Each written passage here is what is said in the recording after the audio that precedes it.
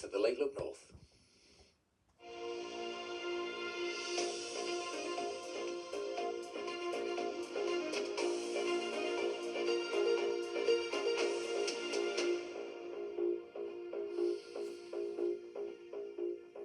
Good evening, I'm Adam Powell. Campaigners have demanded the return of overnight services to a County Durham hospital, which have been suspended for the last 7 months. Shotley Bridge Hospital has been closed overnight since July. Mark Denton reports. The Urgent Treatment Centre at Shotley Bridge Hospital has been shut from midnight until 8 a.m. since July. Now that's been extended for another 3 months. The overnight closures have been extended twice since last July. County Durham and Darlington NHS Trust have previously said an average of just 5 people attended the site each night. The campaigners are worried. But people like to know the facilities there, in their area. And the health service, it relies on being local in terms of your GP and your community hospital. They mean a lot to people. And, yes, the big acute hospitals are great when you need them, but it's nice to know that you have something close at hand. Let's keep the services going and let's reinstate that overnight care. Construction of a new hospital in Concert is planned. That will include an urgent treatment centre and is expected to be completed by 2030. In a statement, the County Durham and Darlington NHS Trust said the temporary overnight closure remains in place to reduce the patient's safety risk and confusion, as we previously needed to close at short notice on a regular basis due to insufficient levels of staffing. We've successfully recruited new staff who are currently undergoing training. Trust says that training will be completed within the next 6 to 12 months. They say there are no plans to make the temporary overnight closures permanent. Mark Denton, BBC Look North.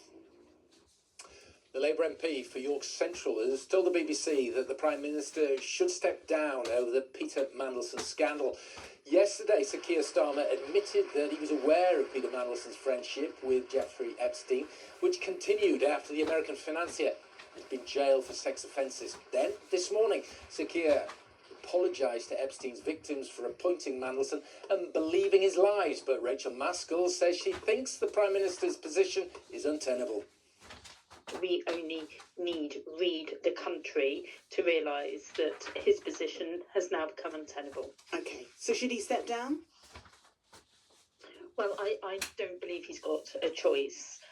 He kept from the House for several months the fact that he knew of the associations between Peter Mandelson and Jeffrey Epstein at the point of appointment. I think people across the House and the courtesies of the House would recognise that to be a dishonourable thing to do, but also it's dishonourable to those survivors of the horrendous abuse that we're learning about. We're all quite shocked and appalled at what was unveiled yesterday, but we need to now move forward as a party to ensure that we can So he should step gain down. that support back. You're I saying he don't should believe step we down? can with the Prime Minister in place. So I think that is inevitable, that the Prime Minister is going to have to step down. The family's paid tribute to a woman who died after a suspected assault on North Tyneside. Lisa Denton from North Shields suffered a serious head injury in Russell Street on the 24th of January. She was taken to hospital, where she later died. Her family described the 40-year-old as genuine and full of life. 19-year-old Liam Moore from East Howden has been charged with manslaughter. Police continue to appeal for witnesses. Now, it's been a wetter, duller start to the year than average. Megan Patterson went to Amble to see how the weather is affecting businesses there. A wet, wild and wintry day at the coast. Stormy weather in February is no shock, but in Amble this year's prolonged dreary spell has already outstayed its welcome. As far as I can remember working down here, this is the worst year we've had for a long time. It's just been relentless. I think we had 2 dry days at the weekend, and they're probably the only 2 consecutive dry days we've had this year so far, I think. It's soul destroying. Caused by Atlantic lows stagnating over the UK, perfect weather you might say for a drop of something warming indoors. Selling it though is proving tricky. Today, for example, we haven't had any customers at all. Nobody wants to come down to the harbour at the minute. It's wet, it's windy, it's rainy, it's quite horrible really, so I'd say that's our biggest challenge.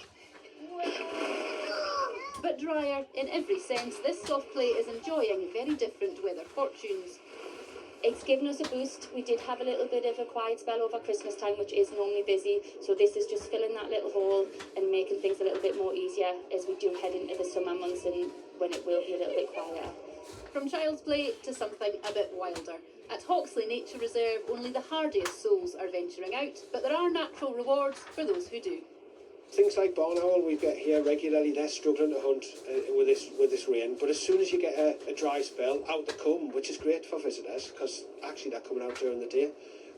Things like stoat and roe deer are running all over the site because we've got less people out. But that wildlife proved elusive this afternoon. Some days really are just meant for hunkering down. Megan Patterson, BBC Look North, Amble. It's time for a look at the weather now. Here's Paul Mooney. Good evening. Over the next few days there'll be subtle changes in the weather, but essentially things stay cloudy and wet and windy at times as well. There's some hail snow in the mix as well overnight tonight. Yellow warning out from the Met Office for Pennine districts. You could see a few centimetres over the highest ground. Drier in the east, patchy rain in the west. Still a gusty easterly wind. Temperatures generally down to 3 or 4 Celsius, but obviously closer to freezing where that snow is over the Pennines. Tomorrow, the snow at higher levels will turn back to rain. Still some patchy rain on and off through the day, more especially in the east, but we could see a few spots across Cumbria as well. A lot of cloud in general.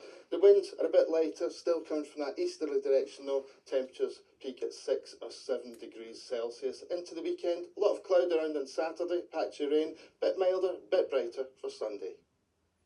Roll on Sunday. That's the way things are looking so far tonight. Our next update is at breakfast from 6:25 tomorrow. From the Lake Team here, good night, sleep well.